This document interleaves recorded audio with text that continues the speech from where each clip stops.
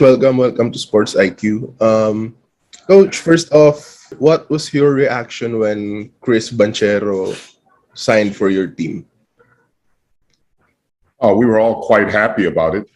It was a little bit of a downer for us when 3 weeks earlier we lost Nards Pinto in free agency. The entire time we were wondering how we were going to fill that void because Nards was one of our rotational players. He was a key player for us. So fortunately for us, the players in the league have relationships, and the best friend of Chris Banchero just happens to be Cliff Hodge. So while there are rules against management communicating with players, there's no rules against players communicating with players. So we found out through Cliff that he was interested in joining us. So we just waited until Feb 1 to approach him. And once Feb 1 got here, we sat down with him and worked out an agreement. So we're quite happy to have him in. He's very talented. He's very experienced. And he's going to be a big help for the team.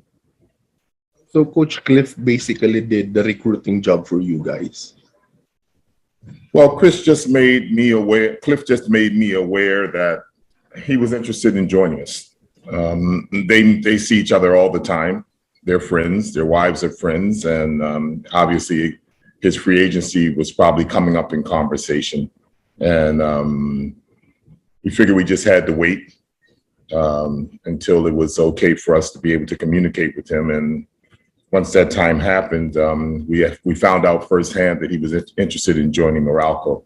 Like I said, fortunately for us, it's very, very timing, because if that did not push through for us, I'm not sure how we would have filled that void going into the rest of the conference. Coach Chris, of course, is a very good defensive player, but who also became sort of a very good offensive player. He was the top scorer for Phoenix this conference. So how will this affect your team's ball rotation, your team's offense? I think it will affect us in a good way. Right now, it's only been a couple of games. It's a very small period of playing at this point, sample size. But we lead the league in assists. We average 25 assists a game. We're always towards the top of up there with Ginebra as far as assists are concerned. So, he's a good assist guy too. He's not just a good scorer. So we expect he'll be able to fit in immediately. Our system has been simplified a lot this conference. So I think it'll be very easy for him to come in and blend. At least I'm hoping that will happen. But the fact that he can score the basketball, we're not one of the higher scoring teams. I think we beat Talking Tex in our last game. I think we scored 83 points, I believe. So his scoring will help us a great deal as far as our offense is concerned. Speaking of free agency, this is very new to the league because of unrestricted free agents. So what was your reaction when the league implemented that rule that players can freely choose any team they want? I was around when Kenneth Dorimdis and Verhelm Meneses and Marlo Aquino and Dennis Espino and those guys were fighting for the rights of the players. They were trying to start their own, I guess you call it a players union. Didn't really push off the ground at that particular time, but they were trying to get it together. And they were the ones fighting for the rights of the players. And I think a lot of things that happened with this rule being put in place was because of their efforts. So the players today are actually benefiting from what they tried to do back in the early 90s, basically, is when that time period. And I'm all for it. I'm a player. I'm a former player. Excuse me. I'm not a present player. I'm a former player. So obviously, I'm for the rights of the players. There's no question about that. I said it, though, in some other interviews, that the only concern I had was the timing. The fact that, like I mentioned earlier, we would have lost Nards Pinto for nothing. He would have just gone to Ginebra, and we would have had no replacement, and you lose a key player in the middle of the conference. So I think this is a great rule. Just have to fix the timing. How was your team's preparations affected by this still ongoing pandemic?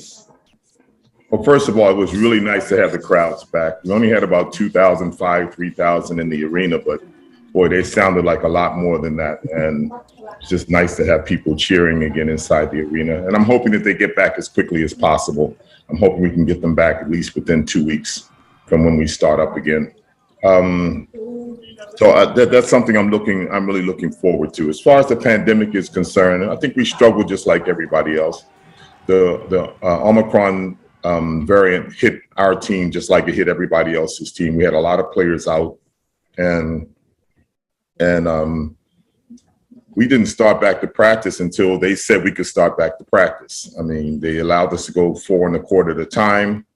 In our case, we have 4 groups, so we have to go 4 groups per day at 4 at a time. So we did that for, I guess, about a week, and then they allowed us to begin practicing. So we haven't had very much practice. We probably put in 5 straight days, Monday through Friday. The first day was still 4 on the court only.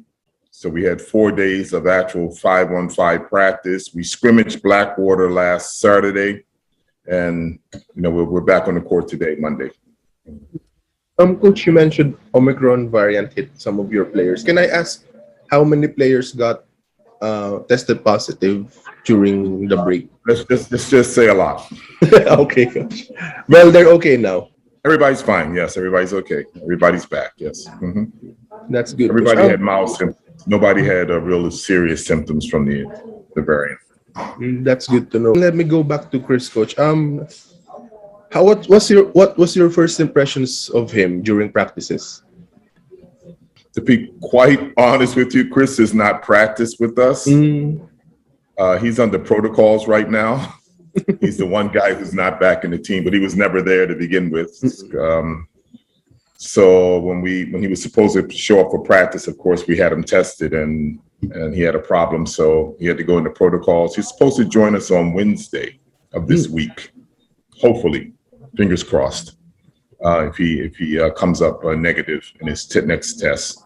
So that's not very much time. That'll probably give him 1 or 2 days to practice before we play against NLEX on Friday.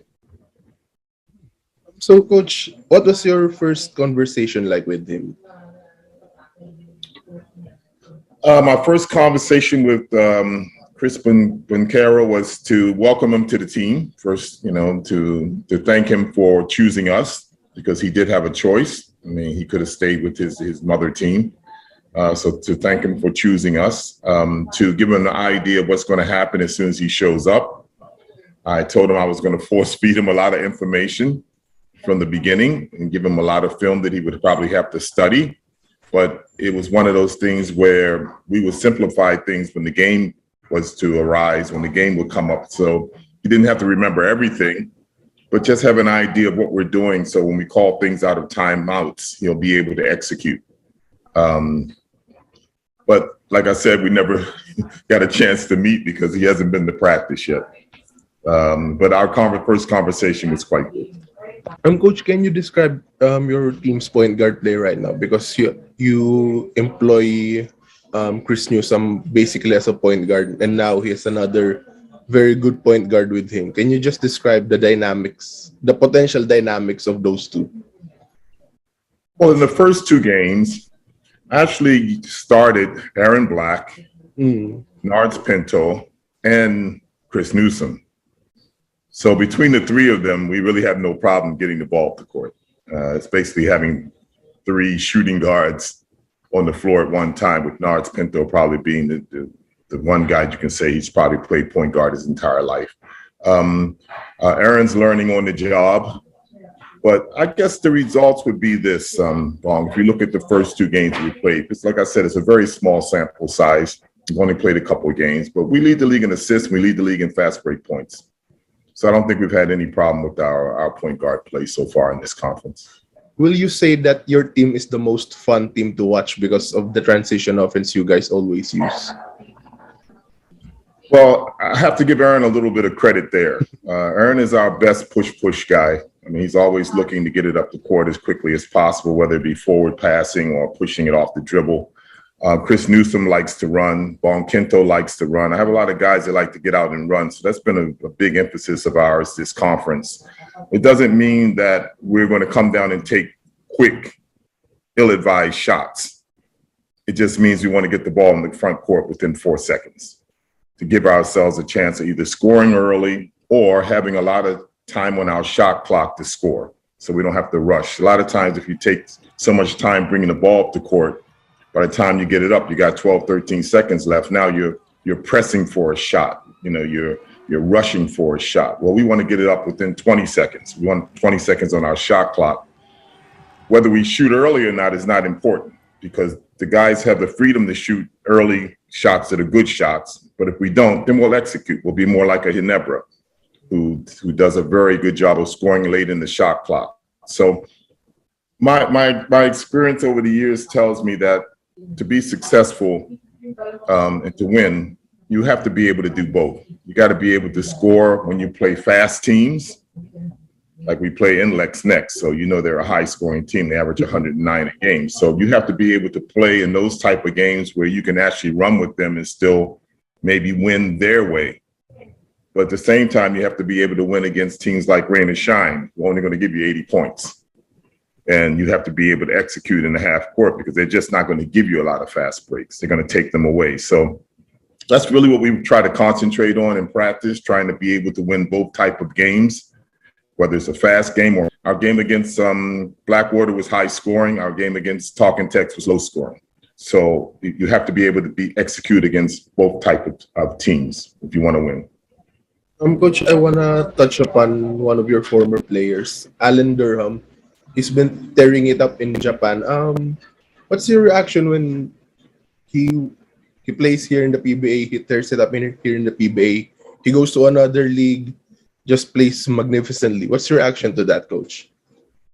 Well, he also played well in South Korea too. Mm-hmm. So he's doing the rounds of Asia right now, and I would say a lot of that's because he made a name for himself here in the Philippines.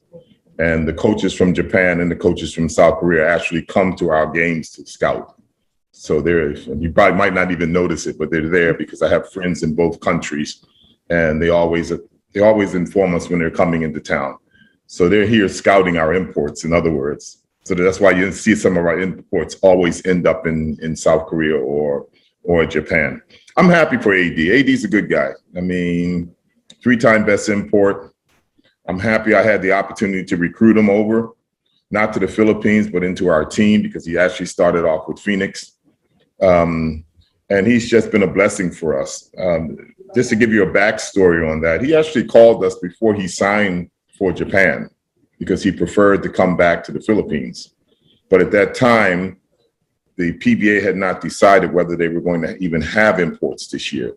So I could not advise him to wait around for us, not knowing whether we would play with imports or not. So our advice to him was, hey, if you have a job, take it. Anyway, this is his second year in Japan, actually, because he played quite well there last year. His numbers aren't as good as last year, but his team is much better. He has a very, very good team this year. And Coach, just final one. I know you're one of the greatest imports in the PBA, but can you give me a top 5 list of the best foreign players who've played in the PBA? I would have to say Brownlee would have to be included. I'm trying to think of the guys right now, so I don't always be biased towards the guys I played against. But Brownlee would have to be right up there with the list. Bobby Ray Parks have to be there at the top of the list too. Billy Ray Bates would probably be there. If I had to choose a couple more. Of course, you can include yourself, Coach. Well, production-wise, I'm not going to sit here and talk about myself, but the stats are there. I would say Michael Hackett, great import, just totally dominating. And I kind of favored the guys that played more than 1 year. But if I was to just go on 1 year, I would say it would be a little bit of a tie. Just 1 year. They only played here 1 year. I would probably go with Tony Harris and Carlos Briggs. Great players, great scorers. Couldn't stop them. No matter what you tried, you couldn't stop the two guys. Of course, they didn't play here that long, but when they did play here, they made a big impact. I think Briggs must have averaged about 58, 59, 60 points a game. And of course, Tony Harris is, holds the record for all time scoring in one game. So, and they both did very well while their teams did well when they were here. So they were very, very impressive. But, Billy Ray Bates would have to be at the top along with Bobby Ray. They would have to be there right at the top. Michael Hackett was just a machine as far as I was concerned. So, All right, Coach. That's all. Thank you so much, Coach. Thank you for the interview. Thank you for the time. okay, thank you, Bong. Appreciate it.